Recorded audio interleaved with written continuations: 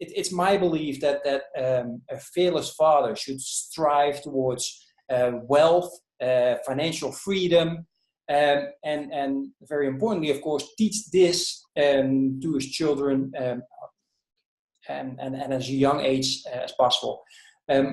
My question now is for you is, what's your philosophy on wealth and financial freedom, and then this linked to living a fearless life?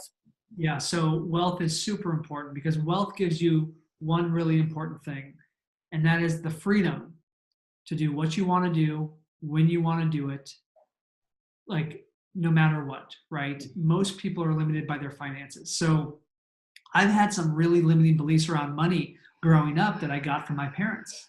You know, money is the root of all evil. Those things that you hear that society says. And isn't it crazy that, think about this, we're taught that money is the root of all evil, yet we spend most of our waking hours trying to make more of something that's evil. Yeah. It's totally conflicting, right? So I have some very positive beliefs around finances and money now. I see how it can help propel humanity to solve some of the world's greatest problems. The more money you make, the more you can give.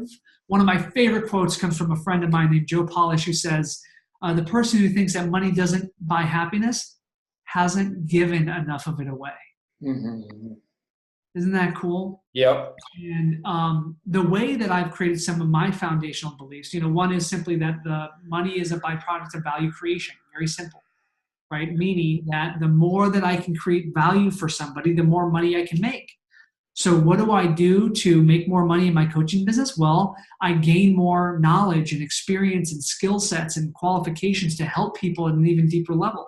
The deeper transformation I can help somebody with, the more people I can impact, the more money I'm going to make, right? And this is going to fuel my values, which are travel and adventure and quality of time with my girlfriend, and eventually quality time with our kids one day, right? My family. One of the things that I'm doing right now currently, as you've interviewed me, is I'm reading a book that's a really amazing book on the topic of beliefs around money. Mm-hmm. And I don't necessarily like the title of the book, but it's still really good. I highly recommend it. It's called How Rich People Think. How Rich People Think. It's by an author named Stephen Siebold. Siebold, I think. You can find it on Amazon. And Amy, my girlfriend, and I, we read it on a nightly basis.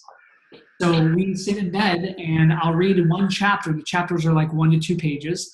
And it just has this distinction of like, here's how the ultra successful think and here's how everyone else thinks. Mm-hmm. It exposes me to blind spots of limiting beliefs that I have around money.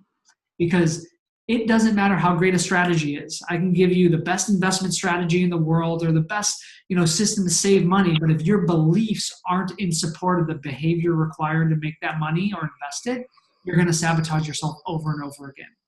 So start with the beliefs. The beliefs are the most important thing. I recommend checking out my book, right? I interviewed some people on the beliefs of success when it comes to finances. That's really important. I learn from mentors. I look at the people that are very successful that not just have a lot of money, but actually have a great quality of life. They're great fathers, they're great mothers, they are in great shape. And I ask them, what are your beliefs? How do you live your day-to-day life? And I model those people. Mm. I hope that helps. Does that answer, Klaus, your question? Yeah, absolutely. That helps. I appreciate also the book title that you just mentioned. I finished just now. I guess everybody read that book, Rich Dad Poor Dad. Yes, Kiyosaki, love that book. Yeah, exactly. That's very helpful. Recommend that one for people to start with. But of course, that doesn't talk as much about belief, but more about the beliefs are the most important thing. I actually. The other day, because I'm thinking about wealth more and everything. The other day, I actually was thinking, I want to be a millionaire without being like, oh my God. No, like the other day, I was washing the dishes and I'm like, not just saying I want to be. I was like, you know what? I'm going to be a millionaire. And I felt really good about it. I'm like, okay, I'm changing my beliefs. That's awesome. Yep. That's it's one thing saying I'm going to be a millionaire, and then you hear that voice in the back of your head saying, oh, you're not. What are you talking about? You can't even earn $1. How are you going to be a millionaire? So yeah. Yeah, and I would say, I would add one thing here. Act as if you already are. Yeah. Now, I don't mean be fake and try to pretend you're a millionaire. Don't try to like lie to people, right? And don't do those selfie videos in front of a Lamborghini that's not yours. We're doing that on social media right now, right? So what I say is, what are the feelings, what are the thoughts and feelings that I would want to have, that I think I would have when I reach that goal of millionaire, or, you know, whatever that goal is? And how can you have those thoughts and feelings now? How can you have them today?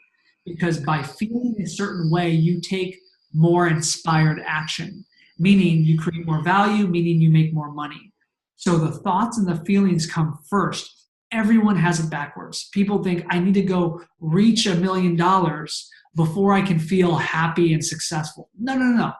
Feel happy and successful today with where you are, with so much gratitude for what you have, no matter how little you have.